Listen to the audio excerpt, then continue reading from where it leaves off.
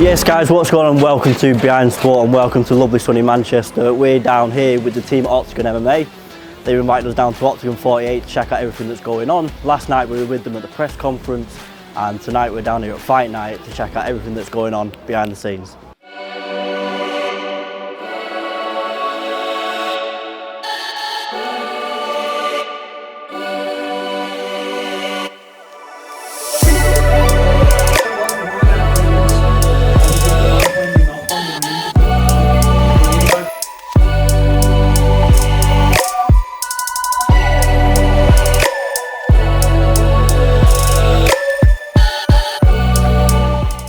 So we're here at the Oktagon 48 press conference with Pavel and Andre, the owners of Oktagon. First of all, I'm going to ask you guys, crazy, your third event.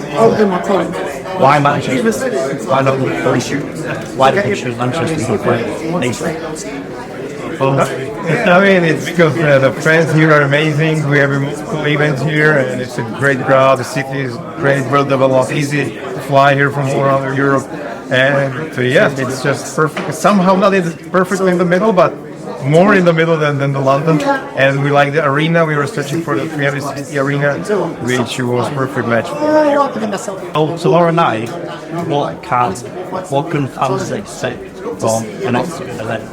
If they've never seen it before, what can they expect? I believe they definitely can expect a big show, unbelievable fights, and a lot of stories, because what we do different is that you came to the tournament from the very first fight, from the start, and you are amazed by the stories that we link to the table, and you repeat one after the other, and it will still grow and grow and grow and grow. So you will be filled by those amazing fighters, and you will want more for the next one. So we do Manchester tomorrow. What does Oktagon use in the next 5 years? Yeah, to be the best domestic promotions here in UK and Ireland. We will continue with more tournaments per year, bringing more shows, and our ultimate mission is to attract the general public to the sport. I mean, just gonna like an ad, before 14 months I came to Germany, and the biggest tournament in Germany by German organization was around 2,000, 3,000 people, and after 14 months we will have sold out arena, all access hotels for 20,000 people in 3 weeks from now. So we believe that the same miracle we can do here, because we still believe that these fighters need somebody who really loves these fighters. We don't love money, we don't love anything more than the stories of these fighters, because they are our knights, they are our heroes, and we want to be their buddy ones to on their path. I mean it when I'm saying so. I'm here with Brian Lacey. I would let you, those who don't know, give us a little bit of an introduction what you do. Yeah, no stress. So primarily I am the commentator, the English voice of Oktagon. So I get the best seat in the house for the best show in the world. I get to sit cage side and call the fights, see the stories unfold in there. Alongside that, I help Oktagon with their journey into the UK. So not just looking at identifying fighters, but a strategy for this market on top of finding things like venues, marketing, bits like that. So Swiss Army knife, so the primary job that I have to do these things. That's the favourite. Well, very good at placement. Yeah, a lot of place for me. I can prove men can multitask. I can debunk all those myths. It's crazy, especially against these fight weekends, but that's, this is the madness, this is the energy, these events, they come and they go, but I make sure that I kind of take them in and remember them, because they'll be snaps in time. For me, they'll be memories forever, so that's it.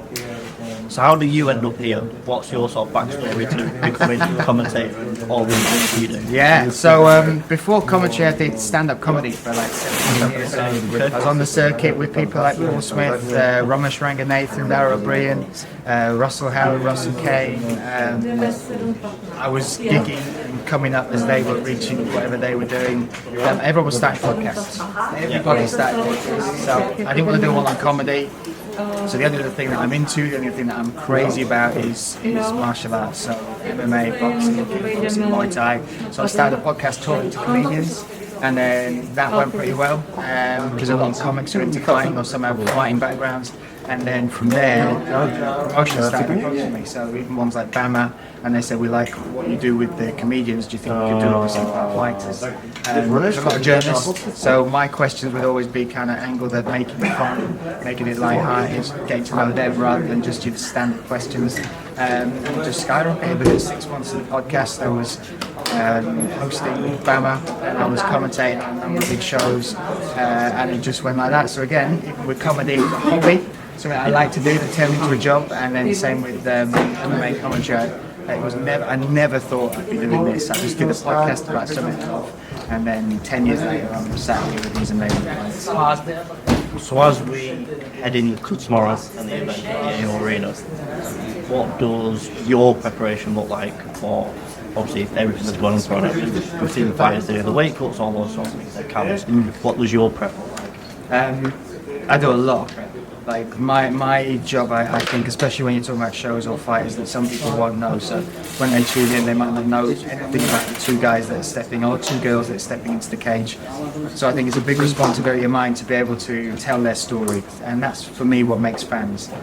I love great fights, I love great fighters, but I love great stories, and that's always made me, appreciate maybe not the best fighters in the world, but the ones that maybe have sacrificed or been through certain things. So one of the things that I do is a lot of research. I watch as many fights as I can. I look at now social media, Instagram. Spend a lot of time, as much time as I can in the hotel trying to talk to the fighters. And I don't interview them, so I always do it like in the lift or at breakfast, and they don't even know I'm asking. But then I get the real answers. I get the real, so it's not stale. The person and the people are what sell this sport, and people are what got me into the sport, the stories behind them. So yeah, I spend as much time as I can researching. I have maybe 2 pages of notes on fights, and whether it goes 30 seconds or 15 minutes, 25 minutes, I know that I've done as much as I can to be able to, when the bell rings, hopefully the audience will care about one of those guys or girls and they'll pick a side. So it's a lot of work. It's the hardest I've ever worked at anything, which shows that I love it. And I feel like it's a tiny part, but it's like a privilege to tell those stories.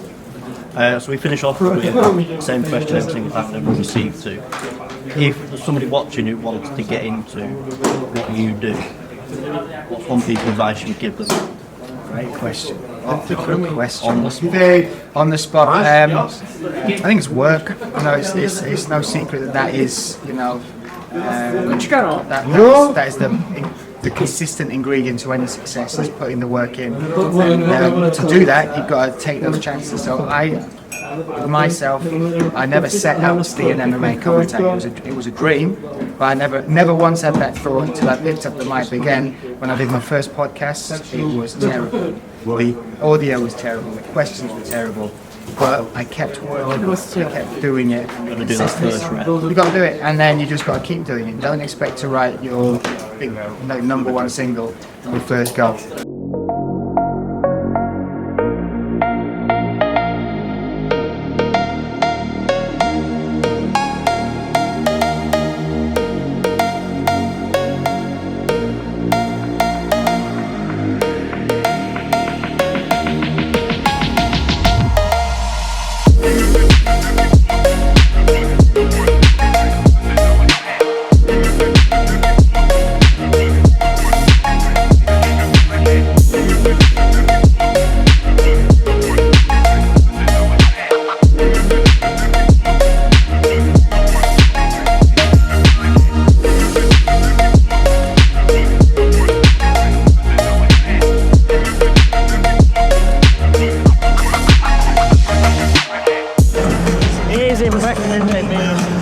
An arena like this for your first event. The owners are supposed to get paid. Probably going to be a little bit disappointed that ticket sales haven't gone as well as they probably thought they would, but you've got to give it to the brand for having the ball to go for an arena this time on their first event. Other promotions are probably a little bit late. go to somewhere like the BBC Arena, which is like 4,500, 5,000. Copperbox Arena in London, that's 7,500, I think. But Octagon have gone, so what? Why not go big or go home? So you have to do it for that. Yeah, what have you thought about like something retired? Yeah, because the way that European MMA is around like the promotion, there's a lot of competition for the space.